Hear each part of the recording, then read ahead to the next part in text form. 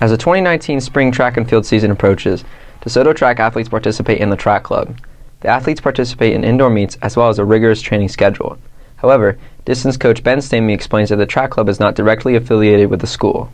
Well, we compete as the DeSoto Track Club, which is not affiliated with the school. It's just a group of DeSoto athletes that compete together, and they're different than the spring sport track season because we're not competing against other schools directly. We compete against other athletes of the same age, but they're not attached to a Shawnee Mission School or a Blue Valley School or Mill Valley. They are attached to a club that they compete with, and so they could be from a combination of other schools that the students represent.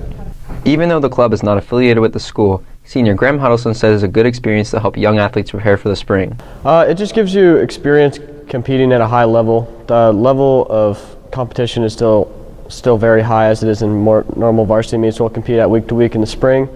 Or for freshmen who haven't really competed in track a whole lot, they get just an extra meet under their belts, which is always good. Although there are a few differences between the spring and winter track, such as a smaller track size, the two are mostly alike. This means that the track club is a great transition between the fall and the spring and is an essential part to ensuring that athletes are ready for the upcoming spring season. I think of it as a transition between the fall and the winter, or fall and the spring, excuse me. It's not preseason necessarily, it's also a transition from the fall cross-country season. So there's definitely a continuation from what happened in the fall, but it does help as part of what you'll do in the spring to be in shape in the winter.